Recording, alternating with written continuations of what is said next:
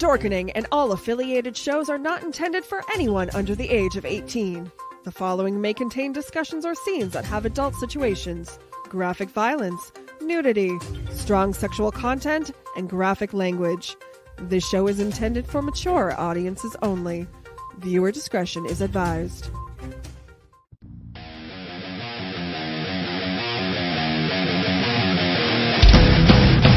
Your book of life will buy you a mild accepting. My free mind will keep me from under your spell. And when we die, you'll be another angel in heaven. But me, I'll be a fucking legend in hell. Your book of life will buy you a mild accepting. My free mind will keep me from under your spell. And when we rise and shine, my sinners.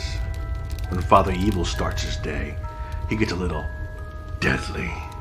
Deadly Grounds coffee has the richest, smoothest flavor you'll find anywhere. It's sinfully delicious.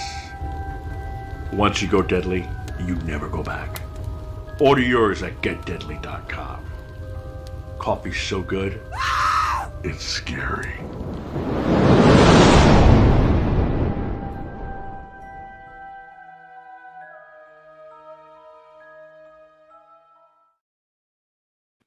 And here we are. We are now live on another awesome episode of Still Toking with. Fired. Sorry. So that ad that you just saw is our sponsor, Deadly Grounds Coffee, and they help make this show possible. And with that, we have Ben. Yo, how's it going, sir? Like that. Before the show, you said that's your mood of 2020.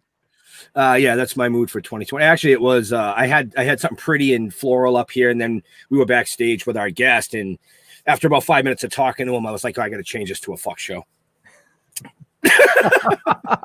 And Jeffrey, how's it going, sir? Oh, it's going great. How's everybody doing this? What would you call this? The Turkey Eve? Turkey Eve. Yeah, this is Stuff the Bird Eve, isn't it? Yeah, Stuff the Bird Eve. I'm sure Nice. There's people out there with their hand in a turkey's ass right about now. Or in something's ass. You know? Joanne, unfortunately, Deadly Grounds does not have K-Cups. And yeah, no, I am not high. Leo doesn't get high. No. I'm naturally fucked in the head. Yeah.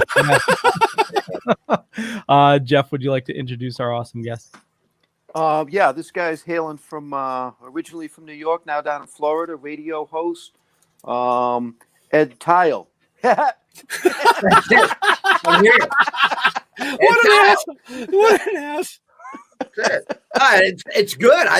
It's easy to spell. I say that when I call a power company. Whenever I'm doing, I go, man, they go, what's your last name? I go, Tyll, Tyll.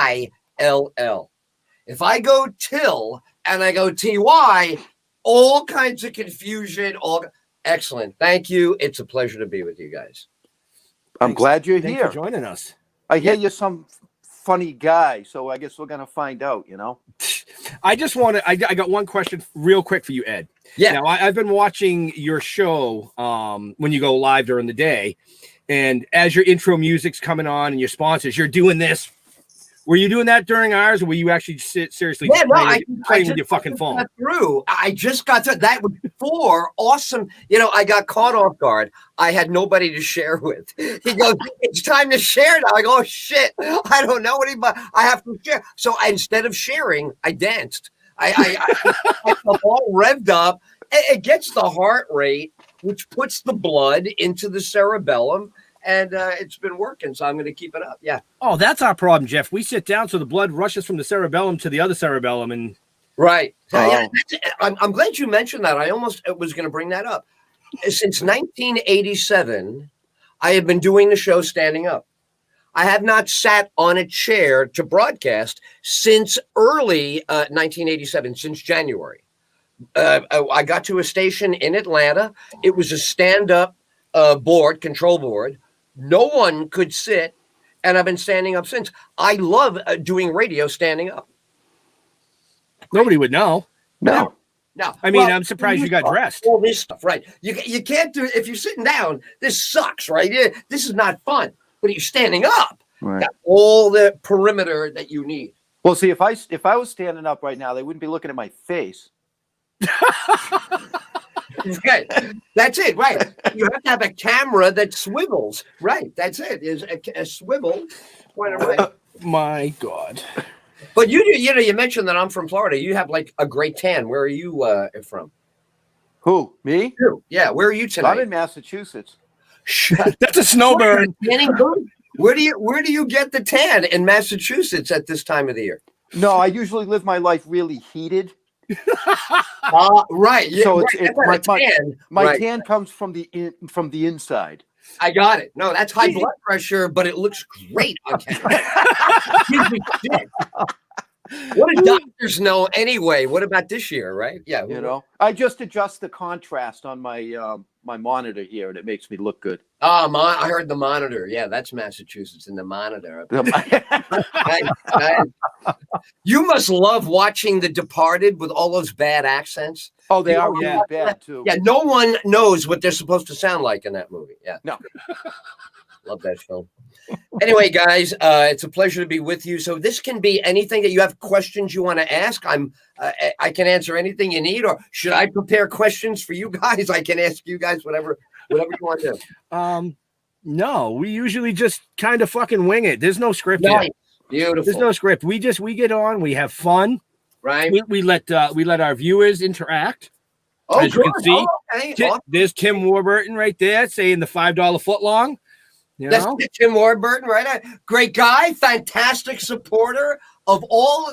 He's a content supporter, that guy. He's likes awesome. content, man. Yeah, we had him on a couple months ago. The massage, did you explore the whole... well, hey, we're trying to get him You to know. come up to the filming location in You New gotta York to get- give Yeah. us massages. You know, Well, that show went fingered up. south. You know, real you got to get fast. a good fingers. You got to get fingered up. You know, you got to... Yeah, that show kind of looks like my backdrop. Feel good. You got to get somebody's fucking hands in there. You know what I mean? Yeah. And of course, we've got Mike Mullen in here, you know, stirring up the pot. Right, Mike is, Mike's a very low-key guy. You notice that about Mike? Very unexcitable. Never hear Mike express any emotion. Got to try to bring Mike's emotions out a little bit more. Mad. Great. That's good. Well, we got everybody in town. Yes, of course I want the happy ending, Dave. I live my life for a happy ending. Well, I don't know if Tim's going to give you a happy ending.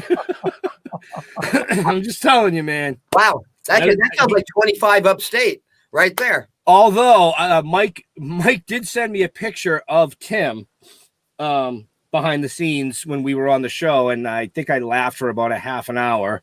I won't tell anybody what it's about, Tim.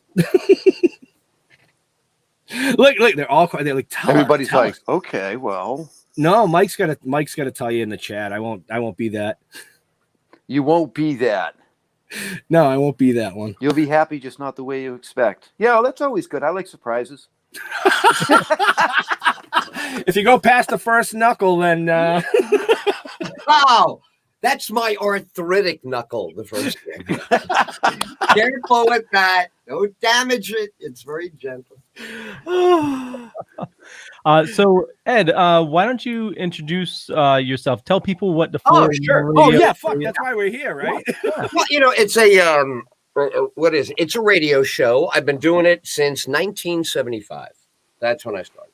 I was in college, and you kids could Wikipedia all this, but there was a guy named Nixon who was a bad. Well, he wasn't so bad compared to, but he was a guy they were going after, and a guy named Gerald Ford took over and pardoned him. I went nuts and insisted on having a talk show at the age of 19. So I go to my college and I go, hey, I want to get on the college station. No way. Freshmen don't get on the station. Fuck you. Get lost. Whoa. So I went and found a radio station in New Jersey. I bought a slot at 2:00 in the morning. I would prepare it and record it on a Thursday.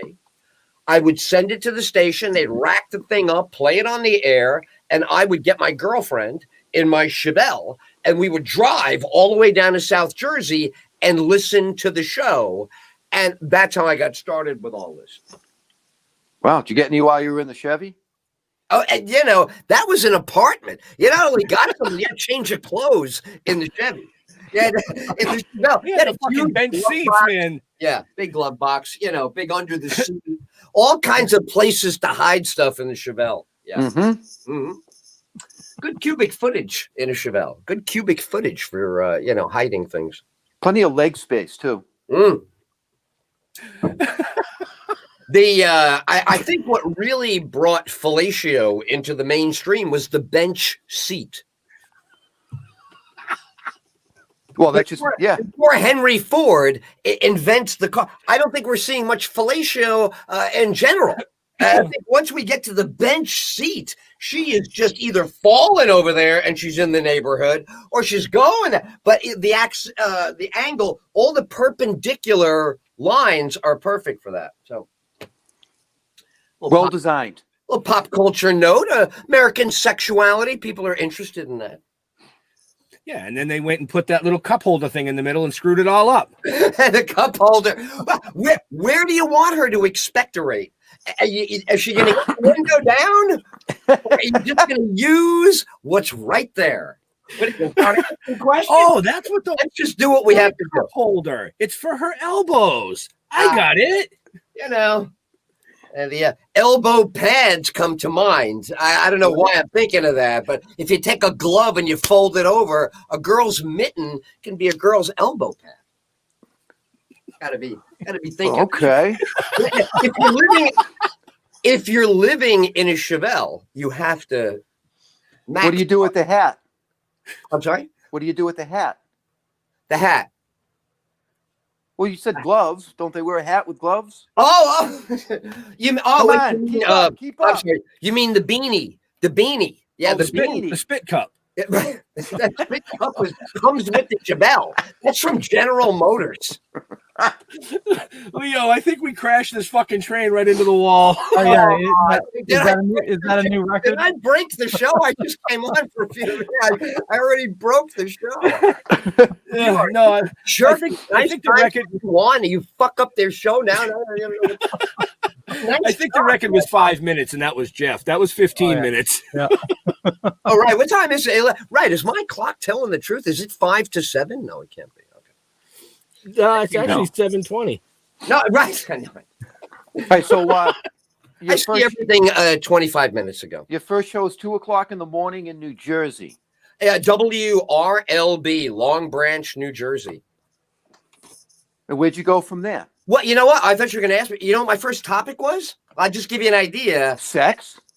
The Gerald Ford guy. I went Same up thing. there to take down the president of the United States on my first show. That's my first show. We got to get rid of this guy, and I want you now to start getting ready to vote for whoever else we're putting on. And then who else we got? We got that farmer guy. Oh, you don't even want to know. You're too young to vote. You don't need to know all this. It was very irritating at the time. The guy who replaces the guy I don't like, wears his sweater, tells you to turn down your thermostat. That was the president we had after that. It was terrible.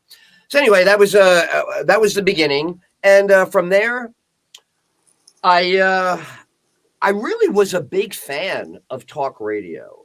So even though I was still in school, going to college, then I went to law school, which is crazy.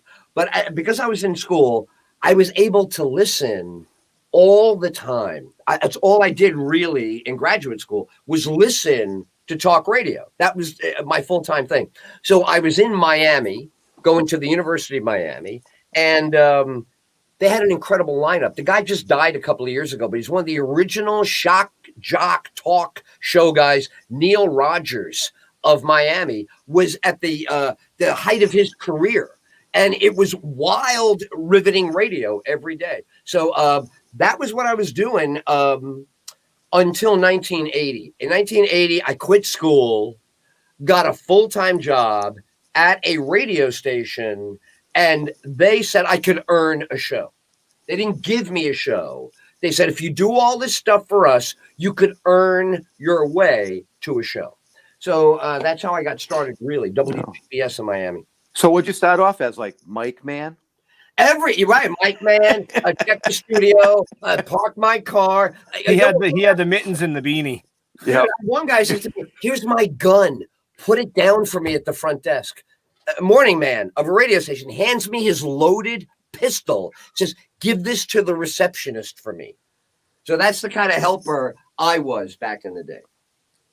Wow. You help people with their guns. I help people with their guns. And They were good DJs. Yeah. and this was Jersey. Did it have to be like wiped off before? You have to call the FBI and get it cleared before you can touch it. No, this was back in the morning guys were all getting death threats. This is when there was a guy, you guys are going to have heard of him. Did you ever hear of the Grease Man? The Grease Man. No. Grease Man got thrown off the air when they had the Martin Luther King holiday. Grease Man goes on the air and says, "Can't you kill 4 more of these people to get me the rest of the week off?" Oh wow! And that was the last anybody heard from Grease Man. Oh yeah. And it was legend. So that was the era that I came up in. Guys like that. The Grease Man, WAPE Jacksonville, #1 ratings. Same thing with Neil Rogers in Miami in the 70s. Guys openly gay on the air. So what's he talking about? Taking bag boys from Publix, giving them roofies, and bringing them to his pool at night in Miami. This is what the show was in the daytime. #1, 1979, 1980. Leo, you look horrified. Yeah. I'm telling you, it was off the chain. And, we've gotten a lot more tight ass in America since then. Things used to be wide open. You could say things that would really be like, whoa. I don't know what would happen with any of those guys. Poor Neil, he died about 4 or 5 years ago. And Grease Man has not been heard from since then. We're talking like 40 years ago. He made that, So I don't know. We're in a cancel culture, right? Everybody wants people canceled. So people say, "I don't like it. Take it off the air." I go, "What are you, a fucking communist? What the fuck is your problem? What if I shoot you right through the fucking forehead, you cocksucker? What do you mean? You don't fucking like what I said, so I have to stop? You need to leave the fucking country, pissant. Try fucking communist China. Try some fucking Russian as a second fucking language. But don't ever stop me from speaking something you don't fucking like." Because nobody in my generation plays that. Nobody. Right. Censorship is brain cancer. And you will become stupid and failed if you can't listen to people that say exactly what you don't like. The exact opposite of what shatter your fucking world. You can't handle that in dialogue, then you shouldn't be with the 1776ers, man. Those are the guys that said, first item. You say whatever you want. First item is you will have free speech. You know why? Because they're breaking off a king. When you're breaking away from a king, nobody had free speech. It went from 0 to 100% in one stroke of the pen. So we're it on planet Earth. We are it. Every other country sucks ass, and I hope they're fucking watching right now on the fucking internet, motherfucker. You suck ass. Well, there goes all our viewers in the UK. You gotta have the fucking balls. You gotta have the balls to withstand what we just went through. We just went through 4 years of all of this bullshit. I don't know another country on earth that can handle it, that would be mentally capable, strong enough to handle it. That's who we are. That's why censorship and all this stuff is so. So I'm against the cancel culture. I'm against all that. You got to let people say exactly what you don't like hearing. My weed That's is good. the most important stuff. Yeah. This weed is good. Anyway, that's kind of like why I'm on the air. That's it's been a thing. Whether it's we talked about Lenny Bruce before off the air. Yeah, all that. I mean, if you don't have freedom of speech for things that you detest, then you don't have any freedom. You'll be dead in 100 years. You'll have one big idea go around, weigh everybody down. Nobody will do shit. And nobody will have an answer for anything. Yeah. So that's why I do the talk radio thing. It's we're in my era now. Now the whole world is shock radio. It was the 1980s. The guy would go, today on the radio, a man named Ed Tyll, and he would announce it like it was the fucking apocalypse. And I'm looking at my mom would go, Edward, what did you say on your show? Edward, what? I go, I just gave an opinion. People are lazy, Mom. I told them they were lazy fat asses. They deserve all the bullshit that they're getting in life because they're such fucking lazy fat asses. Oh, well, you probably shouldn't say it that, this guy, I wasn't saying like anything revolutionary or calling for insurrection. It was back in the Reagan era. It was the same argument as now. If you're a Democrat, you want every fucking thing for free. And who the fuck is not sick of giving it to you? Why the fuck am I buying every fucking thing that you want? You want to fucking live here. Fuck you. Earn it, prick. And I don't give a shit what color, fucking background you are. Shut the fuck up and make your money. Herman Cain made a ton of fucking money during Jim Crow. So who the fuck are you, you big crybaby? Black lives matter. My fucking balls matter. What matters is what you fucking do, not what you say. You don't matter shit until you've accomplished something. You don't fucking matter. Accomplish something, you fucking matter. And when you matter, you won't need a fucking parade to tell me you fucking matter. You could shut the fuck up and matter like the rest of us. So this is the same thing we went through back in Reagan. If you start telling people, oh, but Ed, I have a health condition and I can't work and I'm on disability. I say, fuck you. We're going to send an inspector to your house with a fucking video camera. We think we're born fucking yesterday. Knock it off, bitch. There's a job somewhere you can do. Stop talking to me and find the fucking job. Because your way, you got no self-esteem right now. You're a beggar. You're a lowly beggar. And maybe we don't give a shit anymore. Maybe you ran that fucking song out. So what's in the cup, Jeff? Yeah. So anyway, Orange soda. Oh, what's it? What Evan Williams in the cup, Ed? Oh, you know what? Evan. How do you guys know about Evan Williams? Evan, Mike just put it on the screen. right around the corner. Right around the corner. This is Lipton, old school. This is the same iced tea we had on the table when I was a kid. But yeah, Evan Williams. That's my bourbon of choice. I know it's very pedestrian, but very delicious. Yeah, quite a good product. What about you, Leo? What are you drinking on tonight? Mountain Dew, Diet Mountain Dew. No fucking coffee? I had too much coffee already today. Oh. I was just curious. I mean, I'm smoking a fucking joint. I figured you guys were all getting plastered. Ed was just going off. Let me ask you about that Mountain Dew, though, right? That became a breakfast drink when I was in high school because it is loaded with caffeine, isn't it? Isn't the Dew a caffeine jolter that we used to drink in the morning out of a styrofoam cup waiting for a bus to go to high school? It does have a good amount of caffeine, but I used to work IT, and I was pushing like 80-hour weeks. It was insane. Right. And there's this website you can go to, Killed by Caffeine or something like that. It like goes all over all the drinks. And I used to down there was something called like Buku, which had like insane amount. It's like 800 milligrams of caffeine. Wow. Right. But you couldn't even have enough coffee to satisfy that, right? Oh, I wasn't drinking coffee. I was drinking energy drinks and popping caffeine pills. Right. That'll fucking do it. Oh yeah. Well, yeah, that'll do it. Yeah. Now, do you ever dabble in the vodka Red Bull arena? I have. When we were doing stand-up comedy, that was all anybody was doing. That was my first experience with the energy drink, as it's called. Yeah.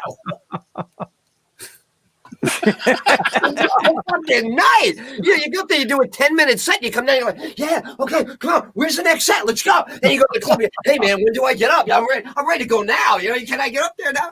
Oh my God! Have another vodka on top of it. Yeah, it's completely incoherent. That's great. Wide awake drunks. Wide awake drunks. Oh shit! Before we touch on any other aspects, Leo, you got some commercials to run. I do. Get them running. We'll never get them in tonight. Okay, so as you know, we absolutely love supporting indie artists, indie businesses, and the way the world is right now, we need to support the small businesses and the indie businesses. That's why Deadly Grounds Coffee is a sponsor of ours. They're a little mom and pop shop here in Connecticut. Make the absolute best coffee you'll ever have. If you like flavored coffee, there's Death by Chocolate, which is amazing. But they have unflavored coffee as well. Just really strong, really good. But here's the zombie talking about coffee. Everyone thinks because you're a zombie, you don't know good coffee. Well, they're wrong. There's only one brew that gets my seal of approval. Deadly Grounds Coffee is my guilty pleasure. The aroma is so intoxicating. It brings all of my neighbors out of the woodwork. Deadly Grounds Coffee. Coffee to die for and zombie approved. It's good to get a little deadly. Use the front door! Oh, they're so disgusting.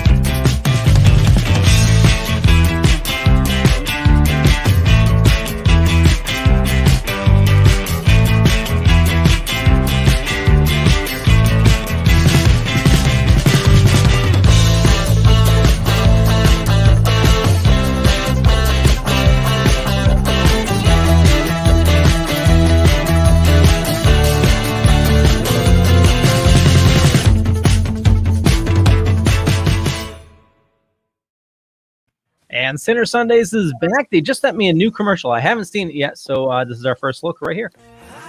Yes, sir. You know what to do. It's your dad, homie Blaze, coming through with a little message just for you. The homies over at Hell Entertainment hit me up. They told me they doing it all, yo. They doing it all from photography to graphic design and publications, yo. And that ain't it. They doing it for artists. They doing it for artists around the motherfucking world. That's right. Not just your backyard. Not just out there on the streets in the States. They talking about the motherfucking world. That means the whole goddamn globe. That circle, that whole motherfucking circle. That's what the fuck they doing the damn thing. Everybody, yo. And that ain't all. That ain't all. Look. They on that next level. That's right. Sinner Sundays. They doing their own podcast. 8 p.m. Eastern. They talking about everything from music and more. Check them out today, yo. Check them out today. You heard it here first. From your homie and my homies over at Hell Entertainment. Yo, that's what's up, babies. And I'm about this motherfucker. My body's on the one suspicious. Her body shot me. It's interesting to see the means and the tactics they take. Okay. Well, alrighty then. Dan, cool. Are you good? Yeah, after that, we got him drinking. What do you got there, Ed? What was that? Evan, I have to apologize. My girlfriend just reamed me out during your commercial break. So I have to apologize. She goes, what are you trying to do? She goes, you go off on this big political tirade. What? Knock it off. Have some fun with these guys. So, honey, guess what my girlfriend's first name is? Who's having a worse year than a girl named Karen? Yeah. Yeah. My girlfriend named Karen. It's unbelievable. Everybody always looked at her. It's like a sweet, adorable, blonde-haired, blue-eyed little surfer girl, Satellite Beach, Florida. And this year, they've taken her into that girl with the dog in the park that sicked it on that guy. And she said to me, you're making me look bad. So I apologize on behalf of my girlfriend. Was I out of line? Was I too crazy before? I didn't listen to a fucking thing you said. So There you go. You didn't hear a word of it. Hey, did he say You didn't something? hear a word. Well, no, see, all our viewers know that our guests don't reflect us. She's right. You fucking hated it, right? You're like, what is he doing? I was getting high, so I don't know. What's that? Hold on. Let me check ESPN. I got to bet. It was like that Afro Man song. I was getting high, so I just. Is that right? All right. Well, I don't know. If I did offend anyone, I would like to acknowledge that I know I did. there you go. See, Hey, God, it's good enough, isn't it? you know. So, anyway, what else? Now I'm getting drunk with you. This is good. Great. So what do you got there, Ed? Well, to drink, Evan Williams straight. It's look. Here you go. It's a $13.99 for a fifth, and Drizzly will bring 3 of these bad boys to the door for $60, including the tip. Nice. How am I doing? That's pretty good, right? Right. Yeah. Right. 3 of those boys, $60 to the door. It just I looks left the house like a to watch different it. label on a Jack Daniel's bottle. It- Yeah, so I was about to say that. It was a. Are you? Doesn't that look like a copyright violation? Yeah, to me. Doesn't it? We know about that shit. You know. I know what I was going to say. Right. So my girlfriend says I should talk about this because it's comedy. I do stand-up comedy, and I like to have comedians on the show, and I like to play around with material on the show. So, are you guys into stand-up? Are you guys got any big fans of stand-up? Any favorite comedians? No favorites. I mean, I like to watch stand-up. I like a lot of stand-up actually. Chappelle. I mean, Chappelle, Hart, stand-up right now. I don't know. You know, it's not like back in the day. Well, Eddie No, Murphy. It's You not know like what? back in the day. No, and it Andrew never Dice will Clay. be. Andrew Dice Clay. Forget Yep. I the Eddie Murphy genres. You know? Oh, killing me. Those are the guys. Those are the real guns, right? And don't forget Sam Kinison, man. Sam Sam was the man.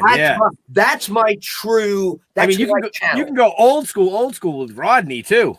right. Dangerfield. I on a Friday night, if nothing's going on, I go to YouTube and I watch all the Rodney appearances in a row. Fucking have the heart attack laughing so hard. I mean, that's Right.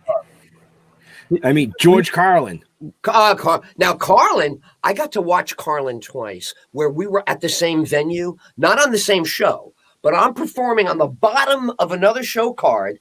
He's the whole night. There is no card in his room. It's just go see him. And we're watching him through the door. Yeah. So we're just like getting a piece of his face, saying all this shit going out there, killing. It was the best experience of my life. But I want to tell you, there's a documentary right now. I love asking people if they've seen it. If they haven't, you generally will love this if you love stand-up. It's called Dying Laughing. Ring a bell? I haven't seen it yet. All right. No. About 3 years old. It's all the biggest names in comedy talking about bombing on stage. Biggest, most humiliating bombs. Bombs so bad that their careers are in jeopardy in these bombs. Oh my God. The one that I love the most, how big is Kevin Hart? Would you say Kevin Hart's a big comedian? Oh yeah, Yeah. Kevin Hart's I watched his No Give a Fucks episode last night. I love him for all the obvious reasons. He's manic. Right. He's all over the fucking place. All right. So he's in this documentary and he's trying out for a place called the Comic Strip in New York, famous club. Yeah. And you have to audition for the guy who passes you. If you get passed, you can come and get spots at the club. You're good enough to perform there. So Kevin Hart is 19, 20 years old. He goes to the audition and he kills. Loud laughs. He's on top of the world. And he sits down with a guy all of us know in New York, passed away a few years ago, but a legend by the name of Lucien. And Lucien would sit there in a tiny room with you. Now the audience is gone. The waitresses are gone. It's just you and Lucien. And you're going to find out, are you going to pass the club? So here's Kevin Hart. He goes, I killed. I can't wait to talk. And Lucien looks at him and goes, Kevin, I just don't see it. And Kevin goes, what? Wait, you don't see what? That was a great set. What? He goes, potential. I don't see any show business potential. And now Kevin Hart is telling this in the documentary. You have any idea what kind of bullshit you have to go through? You fucking kill. But they don't get the act. You moved around a lot. Yeah, it was hard to follow you around the stage. Your delivery was a little too quick. I don't know if everybody in the back of the room really got that joke. And you go, dude, the fucking room is on fire. People are having a good fucking time. Shut up and get out of the way. So that was a good one. Seinfeld's first attempt at comedy is a classic for everybody who's ever said, I want to try comedy. People go, I'm kind of a funny guy in the office. I get laughs. My girlfriend, her friends, they think I'm funny. It's not that big a deal to be a comedian. You go in there, people are looking for a good time. They want to laugh anyway. It'll be easy. Well, I'm gonna do this. People say, I'm gonna do this one day. So Seinfeld, first time, he goes, he spent a month, on 2 minutes. You write down every word. You got everything memorized, the cup, the way you move, everything. And you eat it so hard. They don't like you. They turn away from you. They talk like you're not there. And the more you try, the worse it gets. He said it took him 3 or 4 months to come back after how the hostility that so hi, how you guys doing? Oh, look at you. It's kind of like when people turn our show on. Go home, kid. You're not funny. Hey, you suck. Yeah, it's very. So that documentary with the Wayans, Damon Wayans, talks about doing comedy in Alaska. They've just worked on the Alaskan pipeline for 6 months. They have been at work and camp the whole time. He goes, now they have this much money, this much cocaine, and you are opening at a strip club. And they want fucking Trixie's pussy out here now. You have to go, so hey guys, wow, how's that Alaskan pipeline? What? So those people, the great comedians, getting destroyed like that. It's a great documentary. It's called Dying Laughing. I'll have to look that up. Yeah, definitely have to check that out. Yeah. See, that's why we like this type of setting here in the virtual internet world, because we can't hear people screaming at us and telling us we suck. Type it, Right. Oh, when they're that close, when they are that, when you can smell their breath, you're in trouble. That's the first thing you notice right away. It's funny. The first guy that got me to do stand-up, I had always enjoyed it and loved it. But Jeff Foxworthy was on my show back in 1986. And he was opening a club, and the station was sponsoring the opening. So he goes, I want you to introduce me tonight and do a couple of minutes before you bring me out. I want to see how that would go. I think, and I'm like, oh my God, this is the greatest. It's going to be so easy. He thinks I got it. I got it. I got one laugh. I got 45 seconds of silence. And I went, ladies and gentlemen, Jeff Foxworthy. Yeah! And I was out of there. 1987. Yeah. One taste. Can I land the plane now? Can we land the plane right? We just took off. Yeah. Can we land right away right now? Yeah, right to the side of that fucking mountain over there. Correct. Right. Yeah. After we get over that. What? Yeah. But I'm working on bits now. Well, you can't do any. I almost did stand up in the middle of this fucking pandemic. How crazy am I? I came this close to taking a gig, which we're at the ocean. The house is set up right. Like they went through all these machinations for I think it was a 50th wedding anniversary. So the kids were coming from all over the country. It's beautiful. And I got this close. I think I got to the Thursday before the gig, and the COVID numbers jumped up. And I called my agent, who's my friend all my life. And I said, what do I do? He goes, how much fucking money are they paying you for this? I go, it's a good gig. He goes, enough to risk your life? I go, yeah, no, you're right. So that was it. I haven't been in front of a crowd or even around people since March 5th. Wow. Yeah, right. Wow. Crazy. So I'm writing like a madman for next year. I mean, next year, you're going to need an M16 to keep me in the fucking house.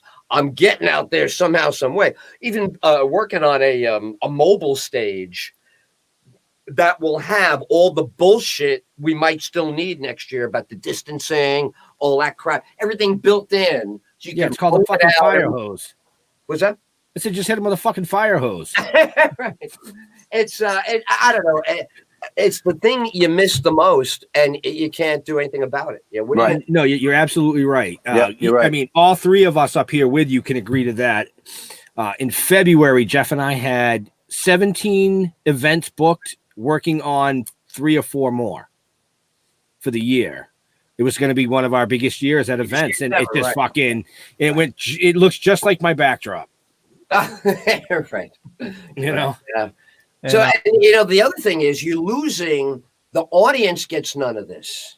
Right. One thing for us, we're starved to get out. Let's face it, you know, we're generating ready to perform. But all the performances that don't happen, man, what does happen on those days? Very fucking little that's exciting and fun and out, you know, out. Yeah, man. So there's a deficit. People need that endorphin. They need Well, that. people in general just need to be with other people. Right. It's the way it works. Right. Right. You don't even have to like them. Never cared about that. I talk about that all the time. We had so many people in my crowd we didn't like a lot, but they were part of the fucking crowd. Right, That's the way it exactly. goes. They hung around, I hung around with them. They knew what we didn't like about them, and they knew that they were going to keep doing what was annoying, and they knew that we had a break point, and they stayed under our break point, and everybody was fine. It's an ecosystem, right? Right. Exactly. You were going to say Absolutely. something, Leo. I know you were. Yeah, no. I was just gonna say, you know, as of for cons and everything, you know, right before the you know, the world ended, I invested in a whole bunch of equipment getting ready for the 2020 con circuit. Right. Right. Yeah, it's yeah. And by the time you get to use it, you're gonna have to buy new shit because it's gonna be antiquated. That isn't that awesome? That's a beautiful part of the world. No, I know exactly what you're talking about. I started building from scratch. Who would know? In 1919 was the year to do shit, man. Every piece on the board was moving. There was a lot of good shit going on in 19. I feel you all the way on that. Yeah. It's not a documentary, but it's something I definitely urge you to check it out. There's a movie starring Stephen Yang, the opening act, and it's about, you know, a comedian trying to break out. Okay. Just came out recently. It has a bunch of comedians in it, but yeah, Stephen Yang, Alex Moffat from Saturday Night Live, Cedric the Entertainer, Bill Burr, bunch of them. But it's all about, you know, trying to, you know, make that big break into comedy. Right. Yeah. You know, Burr just had a great Saturday Night Live, didn't he? I don't know if you guys watch that show anymore. I grew up on that show. I saw the first episode in college. It's crazy. But I still watch, and Burr was devastating a few weeks ago. They just reran it, I think, actually. Or they're rerunning it this way. It's already eligible to be a rerun, but I think it aired about 4 weeks ago. He killed. It's hard to do right now. Live audience, COVID. What can you really? He was good on all of it. He touched all the hot spots. It was great. Wow. That SNL from home also was really good. The first one that they did. Did you guys see that? No. I stopped watching SNL years ago after the primetime players were done. Really? Wow. Yeah. I feel I shifted gears when that Yes, ended. You know what I mean? Okay, I just shifted so gears. so now we all know that you're old as fucking dirt. So what's the primetime players in your eyes Well, what for do you mean? SNL? Who were your primetime players for you? Oh, geez, you're gonna make me remember names for fucking 35 years ago? Just a couple of them. Chase, Well, Aykroyd, it was Dan Aykroyd, Chase, Chevy Murphy, Chase, Jim Murray. Belushi, John Belushi, Look, Belushi, we got to talk about right, Belushi. Right? Belushi made that show. Fanana Dana. There Yeah. you go. There you right? go. I was just curious. No, I was just curious because that's about the same time I slacked off watching it. Yeah. Right. I will tell you what kept me, even with some awful eras that show had, some very unfunny eras. The musical guest for me was always something I had a videotape with my old VHS machine, and I had a tape set aside for all these performances. And dude, on a Sunday afternoon, if you have like 8 or 9 bands backed up on a VHS that were on SNL back in the day, off the hook. So even when the show sucked, but when you talk about the classics, early SNL, they had a skit called Theodoric of York, medieval barber. And everybody who was ill in the town would come and he would cut them open and they would just start bleeding all over the set. It was hilarious, really edgy. The critics didn't always like SNL back then. Oh, yeah. The shit was Cutting edge. killing that. Yeah. Cutting edge. Cutting edge, slicing edge. Aykroyd did it with who's that woman who used to be the chef? Julia Child. Julia Child, yeah. Slicing herself up, he's squirting all over. Oh my God. And then the great line, Jane, you ignorant slut. Yes. Oh, that was it for us, man. Those were the days. And the Killer Bees and the Samurai. Fucking Belushi. Great stuff. Right? That's what started it all for me, right there. But I hear you. It's definitely had, some on and off years. This year, since there's not much out there to watch now, it's been okay. And then last year, Eddie Murphy's return was amazing. I love Eddie Murphy. I did watch that. Yeah, I did watch Eddie that one. He's probably going to be one of my top comedians. Him and Pryor. Did you Richard see Pryor? I think I might agree with that, right? As a virtuoso, I don't think anybody can touch Eddie Murphy. Even Richard Pryor will admit in a lot of interviews that he put out some subpar stuff, and it was in the context, and you would never criticize him. I mean, the guy was trying to stay alive, but Eddie Murphy was always 100% at all times. I never saw him falter. The material could be better, but his performance was outstanding. He was like Michael Jordan. He was a showman. Right. Yeah. He's a true showman. Right. All the way. He could make a bad joke look funny. Correct. That's the mark of In his leather pants. Right. Right. Oh my God. You had to go to Blockbuster to rent it back then. Right? Oh, yeah. Now it's free on Hulu. Available at fucking Blockbuster. Then there was the two of them, the red pants and the blue pants. Right. And you had to rent them both on the weekend, and you kept them an extra day. Oh, Yep. You kept him an extra day just so you could show your friends. You got to see what the fuck he said. Look. You gotta see this. That's right, Norton. That's right, Norton. I'm fucking you in the ass, Norton. Oh my God, it was unbelievable, just unreal. And he's joyful in everything he does. Eddie Murphy is joyful when he's making fun of stuff. That was what I got early on. The difference. This guy's had a fucking amazing good time up there. Yeah.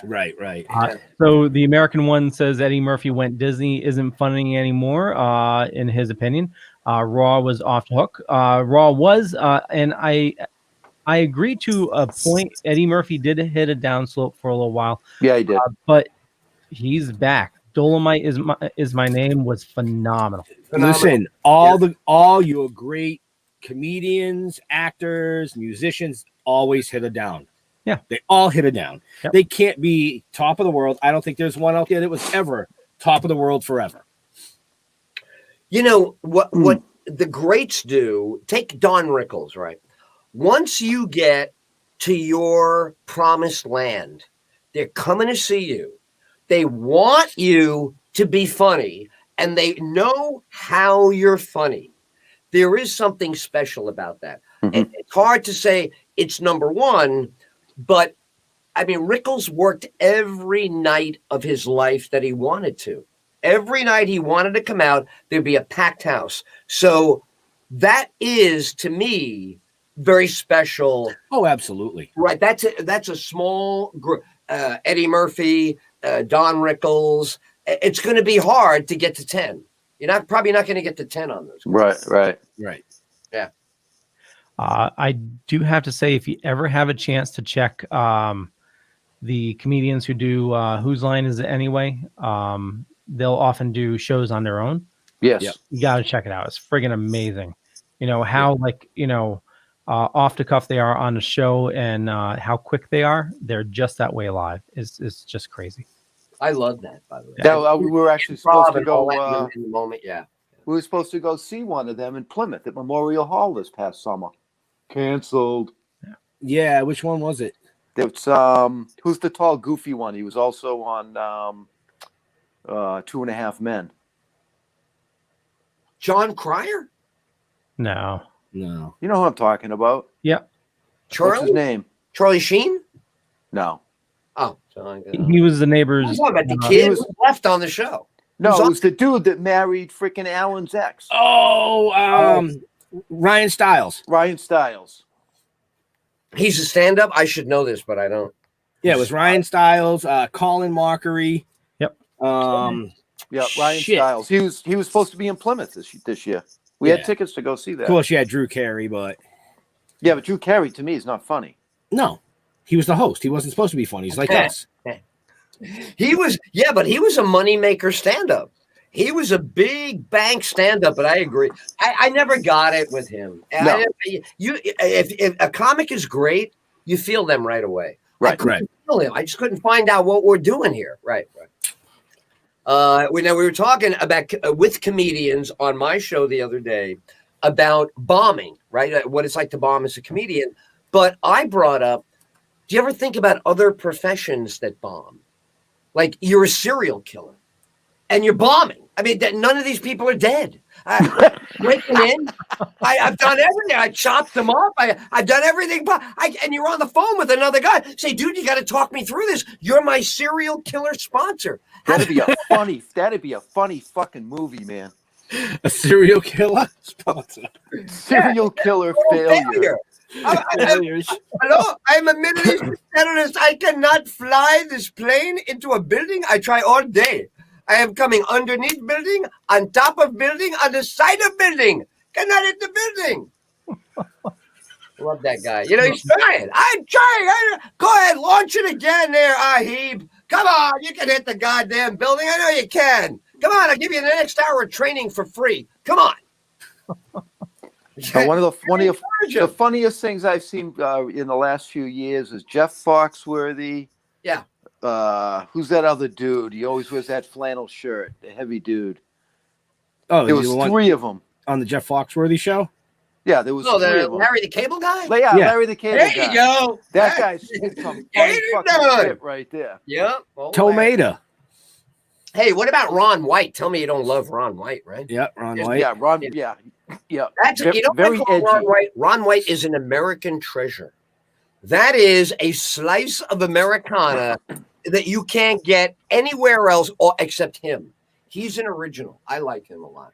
He's very, very edgy, and he's right on that line, and it makes him really good. He's really good at it. Oh yeah, and he drinks like a fucking fish. I love guys that are in touch with chaos in their heads. Yeah, absolutely. So, what about you guys? Sports fans at all? I'm a big sports fan. I'm getting my ass kicked. I'm a fucking Jets fan. Take a look at this. Yeah. I'm a soul for somewhere. I don't think it'd be worse than we are. I'm a hockey fan. Get a paleontologist to record my existence. I'm a Jets fan. That's too bad. It isn't it? and then Mike loves the fucking Patriots, right? He's all Patriots, but we have him at the Buccaneers now in Tampa Bay. So I got the yin and the yang. Everybody hates the guy that I'm rooting for in Tampa. And, I'm excited about it. And then I got the Jets people all crying the blues. There's no positivity in my football world. That's why I watch hockey. Nice. Nice. Who's your team? I was a Blackhawks fan in Chicago because Jeremy Roenick dated my agent. and I got to hang around. Yeah, everything they did. You want to tag along with us? Yeah. So I got backstage, VIP room, all this shit for about a year with him, and he was the funniest. Now he's controversial now. You see the kind of shit he says on TV. He was hilarious back then, dude. 90, 91, 90. This guy was so fucking funny. And I grew up as a Rangers fan in New York as a little kid. But Okay, I'll let that slide. Yeah. I'll let that slide. Well, I'm from Boston, so I'm a Bruins fan all the way. Oh, yeah, man. Come on. Bobby Hull, right? Bobby Orr? Is Bobby Orr? Guy? Orr. Bobby Orr? Bobby Orr. What did I say? Bobby Hull? I think that's St. Louis, right? Yeah. Yep. Bobby Orr's your guy. Right. Well, Ray Bork, Orr. Right. You know, but fuck, I mean, Tim Thomas bringing us the cup, you know, that whole team. Yep. You know, you know, hockey belongs in a place like Boston, right? That's where you should play hockey. The fuck are you doing playing hockey in Tampa? What is wrong with you? You know, come on, go out. Can't see through the fog. Son. Buy a house in Tampa, play fucking hockey up north. Right? No, there's street hockey, there's field hockey. I've never heard of beach hockey. Right. Right. Yeah, it's volleyball. Did you play street hockey when you were a kid with the metal wheels? We had metal wheels on the fucking yeah. Yeah, that's Yeah, with that hard fucking red ball that would hurt like a motherfucker. You ever come in from playing street hockey? You're all cut up and shit all over the side of you. You walk in the house like nothing's going on. Your mother goes, "What happened to you?" Ah, nothing. I was playing hockey. The next thing you have a scab, like, inside you, and you love it. People go, "What happened?" I was playing fucking hockey. Why? What's your fucking problem? Right? Yep. Oh, man. So yeah, we play. Well, you guys you play basketball as a kid? Any basketball fans in the house? And I mean, NBA is terrible now. No, I tried. I was a huge basketball fan. Right. Back when the Celtics were bringing home the championships. Oh all the wow! time. Okay. Bird, Parrish, McHale, Danny Ainge. Back There then. you go. Right. Yeah. Now, see, I can't dribble the ball. I grew up when the early Knicks got their championship with Willis fucking Reed. The night that hobbled dude comes out, a famous game 7, blah, blah, blah, comes hobbling out there. The guy can barely move. I have 104 fever, suffering with a fucking cold or some shit. And I begged my parents to let me listen to the game because it's such an important game. And I'm coming in and out of consciousness. I swear to God, they go, Willis Reed is out on the court. And I'm like, and I come back into consciousness. He makes one basket. That's all he makes the whole night. Place goes insane. We win the championship, and I don't die. It was a great I love the NBA. So I do. I love all sports. I play sport. I don't know. What do you guys do now? Because, to stay in shape, it's boring. I will never go to a gym. I will never pay somebody. I use their machine to torture myself. I know how to play games. I play pickup basketball. I play softball. I'll still play dodgeball. If I get together with people that want to play dodgeball, they fucking dodgeball with you. We'll play some killer fucking dodgeball with those big red rubber balls. That's the one. The you big don't one fuck around with like this, or the little one where you can fucking take somebody out in their ankles. Bang! They would think they could jump high enough. You get just high enough and take them out. No, we used to take them out with a big ball, and then as they're looking at their feet trying to dodge it, you hit them with that little one right in the face. That's one of the best dodgeball moves ever. When the guy's looking down at his feet, you hit him right in the forehead. Right. Spectacular. Yeah. So that's what I do. To stay in shape now. I'm bicycling a lot with the COVID. You guys bicycle at all? Bicycling is fucking great. No, the most exercise I get right now is walking up and down the fucking stairs and with crutches. You're on crutches now? Well, I'm getting off them, hopefully. Yeah. What do you got? You got a break? Did you break something? What do you got? It was a filming injury. Wow. After the 8th take. Do you get to deduct all of that shit? You got to talk to H&R Block about that. That could be a big tax deduction. You're driving right in there, baby. Well, good luck with that. I hope you're feeling better. So I have any bowlers? Do you have any bowlers on the show? I'll bowl a few. I used to bowl. I was on a league. I was on a candle pin. Hey, I don't know what his candle pin is. Sounds like I should know that, but I don't. He likes to play with small balls. Nice. Wow. I have two guys in my family. I think it'd help you out. I had two of them. One's older. What do you care? You know what I mean? They got the small balls. You'll be fine. I don't. What is candle pin? Is that not like what 10 pins? Is it 10 No, pins? it's they're candlestick pins. There's the thin tall ones. And you use the little balls. You never you were born in the Bronx and you never heard of freaking candle pin? I was going to say, now I did go to the same bowling alley my entire childhood, Bronxdale Lanes, AMF certified. I never heard of this candle. Now I know duck pin, which I've never seen, but I've heard that term over the years. Duck. Yep, I've heard of that one too. That's different than candle point. Yes. Which is different than needle point. There's no needle point and candle point, is there? Okay. No, well, that's where Needle Dick Nose and Bug Fucker comes from. I saw him last week. Dick face. What a dick face. Would you call it needle nose, fuck face? Well, yeah, that's what he is. That's what that guy is. Now, let's see. How about who shoots pool? Are you anybody? We got any pool sharks in the house? I got one in my basement. You got a pool table? And he still sucks. Dude, everybody always wants to come over and do you have stuff on it? Are you using it? Yeah. Use it for storage. Oh, man. It's covered in autographed pictures and comic books.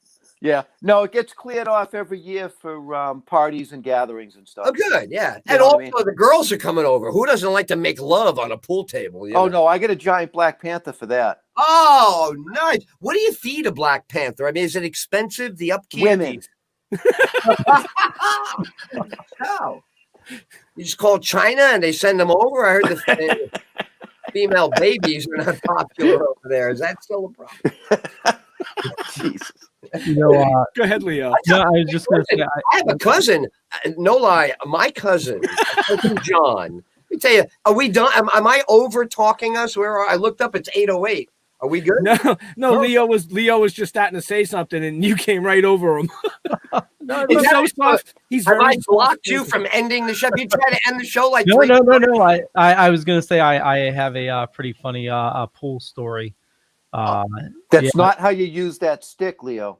No. This year, it's when I was in high school, and I wanted to be one of the cool kids. There was my grandmother had this old house that all my siblings used to rent, and it became storage. And my uncle had a pool table that he put in there for storage, and was sitting there for years. And I asked if I could have it, and I wanted to bring it up, to the house so that I could be the cool kid. We could all play pool. Right. Everybody would like you then and come over and want to shoot pool. Exactly. Did everybody come over and play with your balls, Leo? Well, here's what happened. So I'm going through this house, and it's been sitting there for years to find the pool table, and I'm starting to bring it out. My foot falls through the floor, and Your foot goes through the floor as you approach the pool table. Yeah, something grabs my leg. Scares the ever living shit out of me. I must have hovered out of that floor. So a subterranean being was living in the floor. Well, I went up, grabs your ankle, and now you're trying to shoot pool with all that. Oh yeah. I went back to see what it was. It was a family of possums that was living under the house.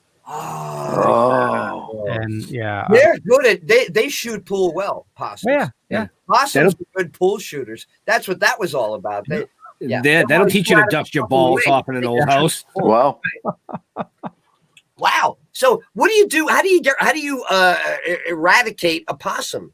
Did you get a shotgun and blow its head off? What did you do? No, I mean, I grew up on a farm, so animals. Oh, yeah, right. So, yeah. You're going to eat the fucking thing later in the day, right? Yeah.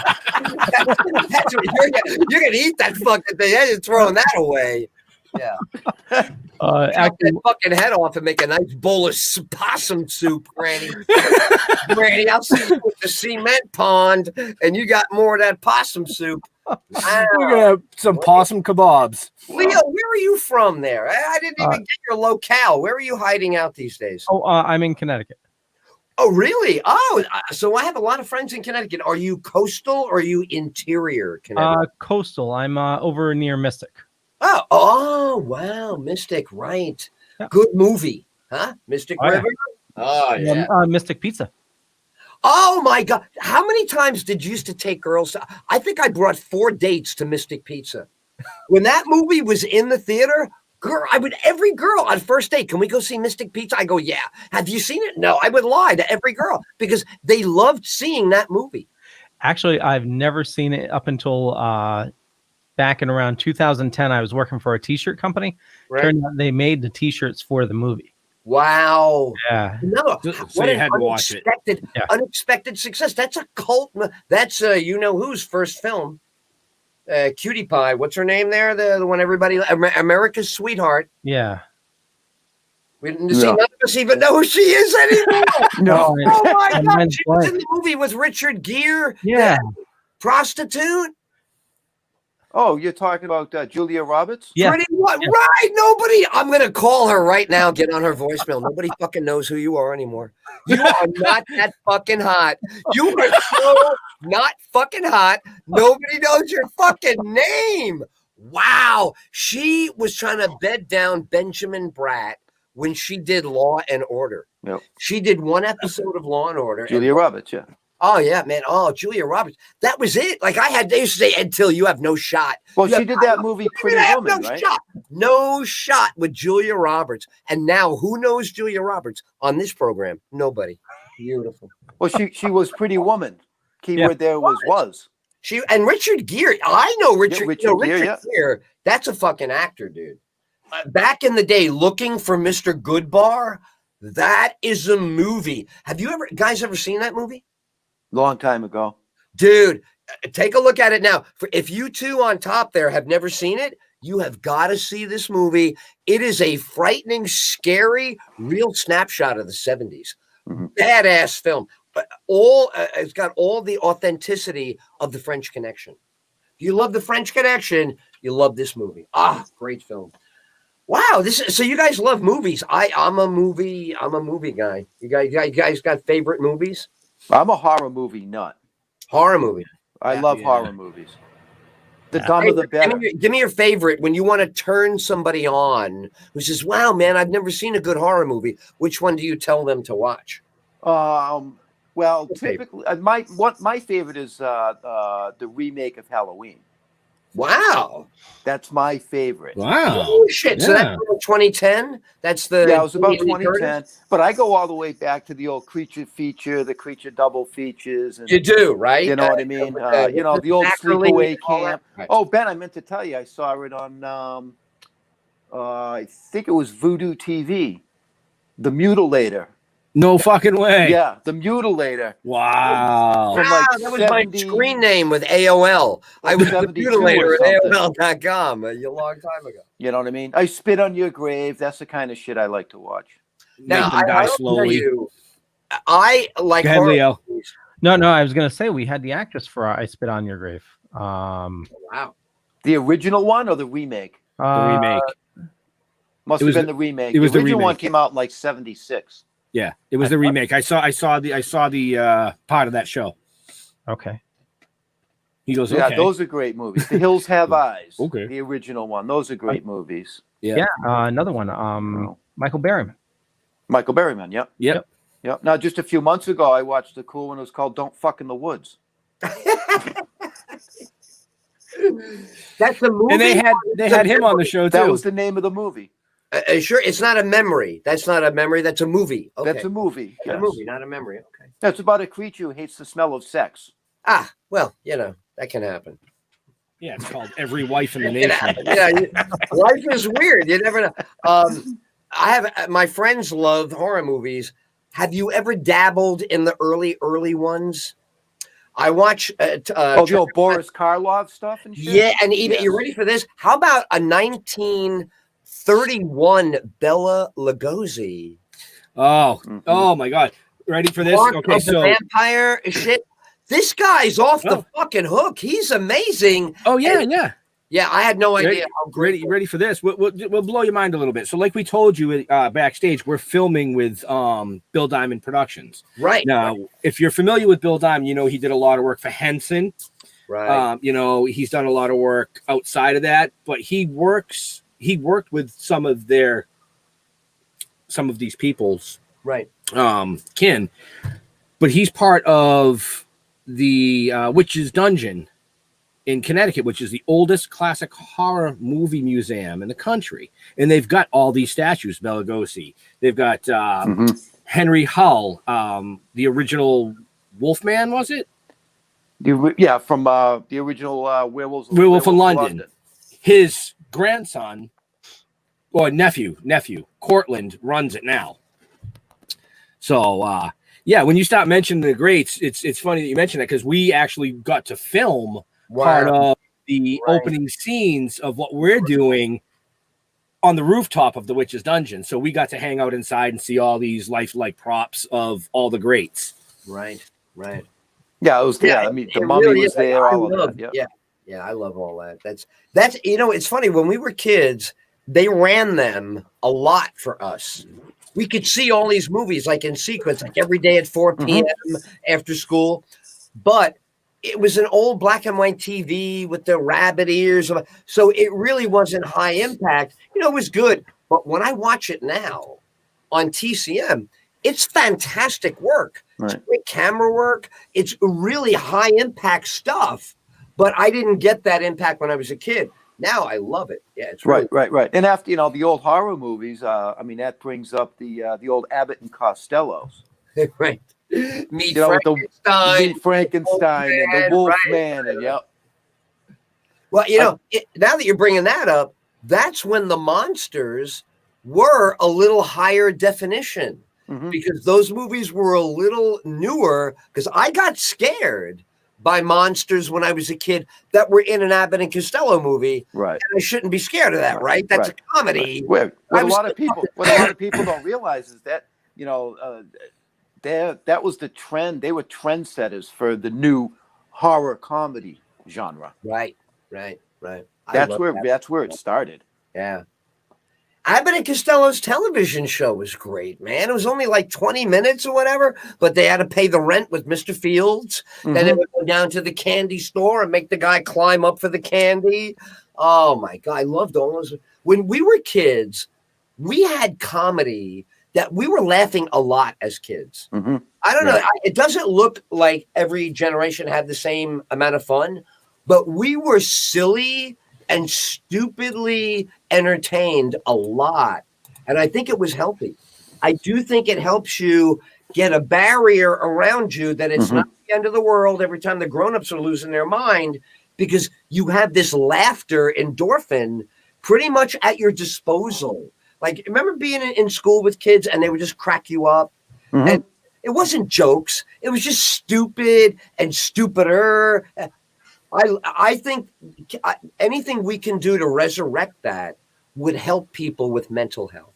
That society doesn't have any silly, stupid, enjoyable laughter. Yeah.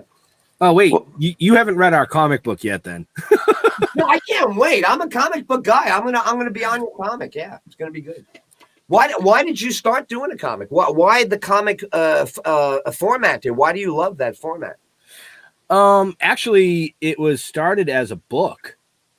Jeff and I we had a t-shirt business real fast. We had a t-shirt business based on cannabis years and years ago. It didn't go anywhere because, back then we didn't even have AOL at the time. Long story short, we revisited the merchandise aspect of what we did. Jeff said, we got to associate this with something similar to like you do with music. You buy that shirt because it's associated with this band, or, well, I was going to say with this fucking item that you well known, blah, blah, blah, blah, blah, blah, blah. Right. You want to finish my story for me? Because now you fucked me all up. Oh, did I? Yeah. Well, yeah. So somebody was reading what we wrote and said this would make a great comic book. I mean, that's how it started. It was an accident. I don't know anything about fucking comic books. Nope. So I'm a- you're not you know, like I'm- a comic book crazy guy at all. You don't Well, I have. grew up with comic books, but I'm a They fucking weren't a big woodworker. deal. You didn't ever want to have one. You never No. thought I'll have my own comic. I make furniture. I mean, the fuck am I thinking?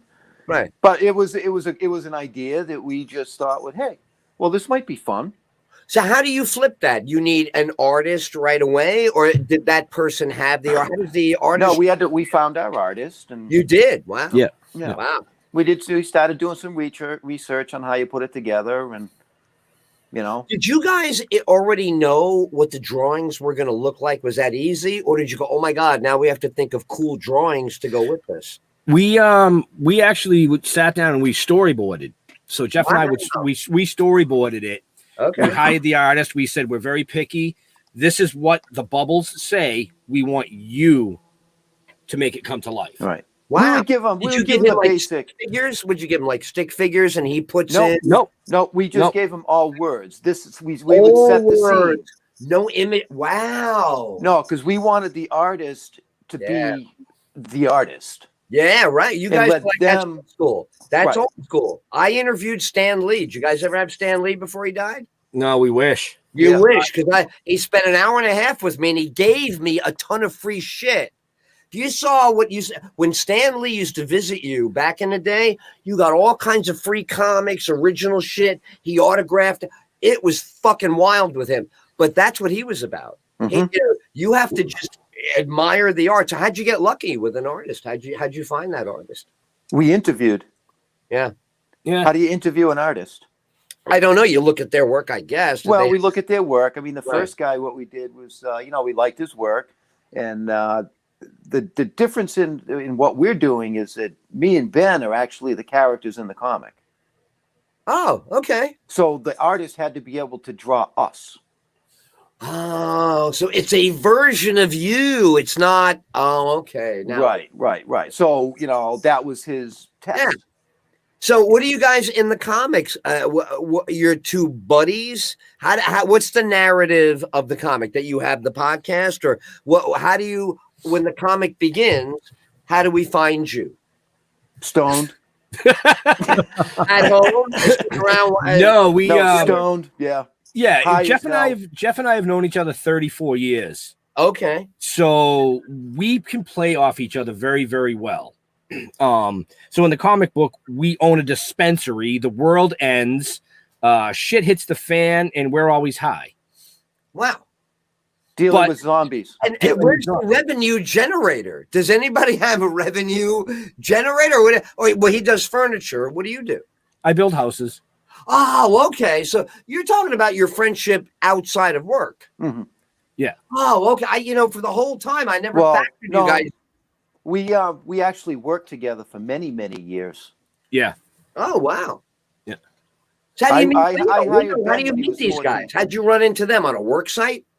No, I was moving into a house, and that asshole was sitting up on a roof laughing at me because I was moving a dresser by myself, And I was smoking a joint. and he was smoking. Leo a was bong. laughing at you, Leo. It's hard to believe. Oh, No, Leo, we met Leo at a Comic-Con. Right. That's what I So, thought I heard before. Yeah. So he runs the Dorkening Podcast Network, and they were But set up Ben next is to. laughing at you. Ben is mocking you while Yeah. you're moving a piece of furniture. Yes. Yeah. Yeah, he's sitting up there getting stoned, look at you, busting your ass, and that's entertainment for him. See? Well, yeah. And after I finished smoking the joint, me and my buddy that I was with jumped down. We helped him move his dresser in. And that sounds like Mike. So that's why you would be friends with Mike. Mike's that kind of guy. The minute you see something going on, yeah, let me help you out with that. So is that how you guys met? That's how you met on the move-in? Yeah. Wow. How Yeah, long that was ago was all that? 34 years, 80, Oh! 80, 86. Whoa, 86. 86. Ronald Reagan, Iran No. Contra. Wow. Yeah. Well, Leo, how do you like the old guys talking? How? Jesus Christ, these guys. So, are you enjoying the interplay with the old? Do you get along with older guys? I get along with everybody. You're an easygoing guy. It very doesn't matter who that. Yeah. Leo is probably one of the most top-notch people that we've met in all the industries. Wow. Yeah. He's a great guy. I haven't done anything yet that Leo didn't tolerate. Yeah, we've made him turn red a few times, which is nice. That's a key element in the chemistry and the success of it all. So, Leo, what's your passion? Are you a technical guy? Is that what you're thinking? What do you enjoy the most? Yeah, I'm technical. I worked retail in my early years and got For sick. whom? Any big names? Big name realty? It was for retail. I meant. Yeah, it was software, etc. Okay. Yeah, they turned into GameStop. Did they? Wow. Yeah. Did you get any stock on that? Did you have any stock options or ownership?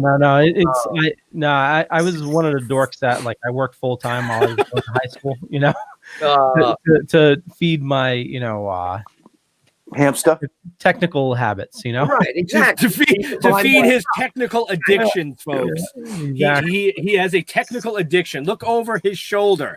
Look over his right I was shoulder. trying to make sense of that. Right? It's completely different than yours. See all the fucking baby Yodas over. But yeah, I got sick of retail, and I started. I was always into computers, always building computers and stuff, and just wanted to get into programming.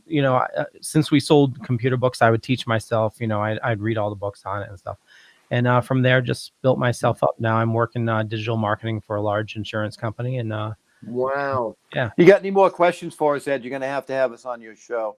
That's Right. right. We're running out of time now. Have I exhausted all? Ed, we're exhausted. Please let it. No, I just looked at the time. It's 8:27, and it's like that's probably like 4 minutes past Jeff's dinner time. Wow. Yeah, see? Uncool. Don't fuck with my food. So I was going to order Carrabba's before I went on, where I get a filet mignon, then I get the mezzaluna ravioli with the lobster in there, and the shrimp. Delicious. What are you thinking about for your meal Tonight? Yeah. What are you missing? Are you hungry? Well, yeah, my wife's making big fat pork chops. Pork chops. Wow. Also, you gonna have applesauce on the side with those? I always have applesauce. Always. Is it Mott's or any kind of applesauce? No, it can be any kind of applesauce. Any say you can go with a generic red apple is okay. Yeah, red apple. Red apple. I'm not big on. I like Mott's. Anyway, it's been great being with you guys. Will you guys come on my show? Absolutely. All right. So early. Let's do something early next week, Tuesday, Wednesday, when you guys can get on. Let me know, and I'll have you on the show. I'd love to have you on. Absolutely. Sounds fun. Leo, what were you going to say? Leo was going to say something. You got to learn how to speak up. Hey, I told you've got the power of the button. You can mute all three. I know fucking I mics. can, but when there's conversation flowing, when there's a good vibe going, you don't want to fuck that up. So I would just fuck it up. Oh, there we go. Yep. Yeah. I just want to say we pulled the winner for that. We had a ton of people that entered. General Zod 76. So you are the winner of 13, the evil gnome, and Ben will be reaching out to you for your information so he can mail it to you. We do have another prize, and this here, it was very difficult to do the artwork on it because it was so complicated. Ben, what are you giving away? I don't know, Jeff. What are we giving away? Well, since it's holiday season, we figured we'd give away a gift card so people can buy what they want. There we go. So it's a $50 Visa gift card. We're going to be pulling a winner next week. And for the people that are watching live now, you can get a early jump on it in the chat. I'm putting the link for the contest. So head on over there now to start entering for the $50 Visa gift card. Figure it was a good time of year to do that. Totally. Yeah, I love when Leo, when he throws those fucking giveaways in the link like that. It's like I'm at a casino because it just goes, boop, boop, boop, boop, boop, boop, boop, boop, boop. All the fucking platforms run. Boop, boop, boop, boop, boop. I'm like, holy shit. Leo, did you add some fucking platforms that I didn't know about? Jesus. So, but yeah, no. We'll come on your show. We'd love to be on your show. Absolutely. I'm saying, like, next week I want to have you guys on. We could definitely spend an hour or so continuing. We had all good conversational threads tonight. Right, really enjoyed being with you guys. Yeah, totally. No, we enjoyed having you here. It was definitely informational. Is it? You know, I was kind of. No, it was a fucking fuck you. It was a fucking train wreck. About the opening segment. I don't think I was that bad, was I? No. No. You know, you weren't any worse than my backdrop. She's very sensitive. You know how that is. They're very sensitive around the holidays and all that. You know. I just had so many things that I could have said. Yep. And I know if I had said it would have been the Eddie Murphy, you know, the fucking shoe would have came flying from off screen. Right. So, Leo. Yes, sir. Take us out. Yeah. Well, I want to thank everybody for watching this fine evening, and we have a ton of information in the show notes down below or up above, depending on where you're watching or listening to us. Even for the Ed Tyll show, we have all the links there for him and Florida Man Radio. So, and for me, just Google Leo Pond. You find a bunch of stuff. Could be true, could be not. I'm not going to say which is which, but more importantly, head on over to thedorkening.com, which you can find all the shows on the network. 30 shows right now, which is absolutely insane. And 2021, we're going to try to double that. So with that, Ed, where'd he go? He's like Harry fucking Houdini over there. So Ed, you can find him on Facebook, Ed Tyll Show, Twitter, Ed Tyll, Instagram, Ed Tyll. He has a YouTube channel as well. Yeah. He's old. He probably had to pee. There's FloridaManRadio.com, also EdTyll.com, I believe, as well. That should be in the show notes as well. Yeah. He'll be back. I don't know where he went. You will. You know? You're talking about Carl, and I had a chance to see him live as well. That was an amazing show. Nice. Yeah, saw him and Stephen Wright in the same month. It was crazy. Wow, yeah, that's a good combination right there. Oh, yeah, totally. Yeah. So I want to jump in here, and tomorrow's Thanksgiving. I want to wish everybody a great day. Those of you that are planning on getting together with family, just be safe. Those of you who are not, try to Skype. Do your thing. Use Zoom. Keep people in your life. That's the most important thing. This separation thing is for the fucking birds, and it's driving me crazy. Yeah. We're almost to the end of it though, so we just got to hold out a little bit longer and but he's back. I want everybody to have a great Turkey Day tomorrow. You know what I mean? Don't stick your hand too far up there, and oh no, fuck that! All the way, right to the elbow. Then the ride is over. Aren't you supposed to shove a duck up the turkey's ass? Isn't that what you're turducking? Have you heard about this? You take a duck and you stick it up in. I don't know. Yeah. Yeah, thank you. That's what we're all talking about. That. Well, happy Thanksgiving. It's a pleasure to be with you guys. I'm very thankful for the kind of year that we're still alive. Isn't that great? Absolutely. By the way, you guys ever get the COVID? No one got COVID on this show, did you? No. You guys get COVID? No COVID here. I'm COVID free, but I've been in the house. So right. I wish you great health and prosperity. And then next week we'll have you on my show. Yeah. Absolutely. Sounds good. Do it. Ed, where do you like interacting with your fans the most? I don't. I try to. Isn't that terrible? I go, I have a show. Isn't that enough? Isn't that enough that you can hear the show? Do I have to promote? Facebook Ed Tyll Show, and everything else is at Ed Tyll. And then if that's not enough, there's an edtyll.com. So avail yourself of all of those. I try to pay attention, but I loathe the whole interaction experience. Okay, good to know. Nice. Jeffrey. Yeah, but you can Google Leo, don't Google me. Most of it might be true. Nice. I'm Facebook. Find me on Facebook. I'll answer emails. If you have my email, I might answer it. The other platforms I don't fuck with. Twitch, Twitter.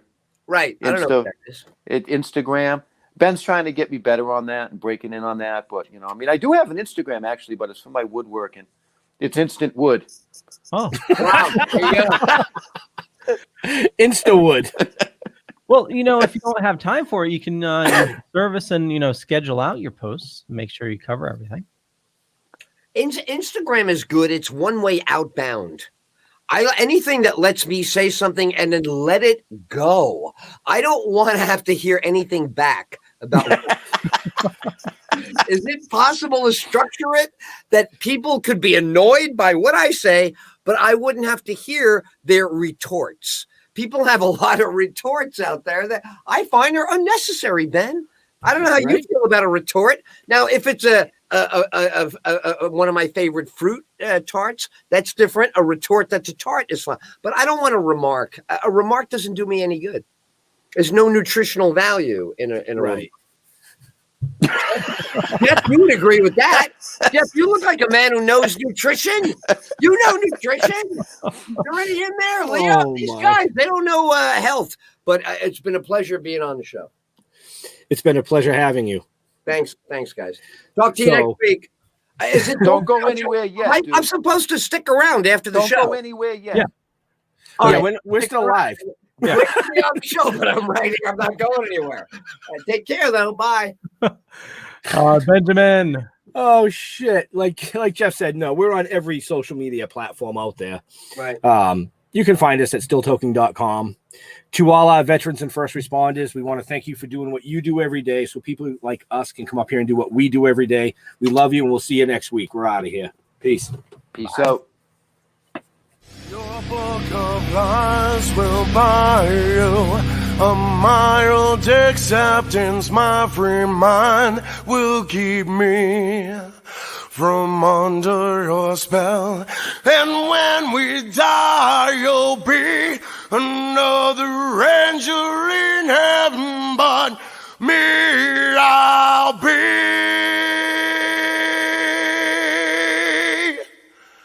a fucking legend in hell.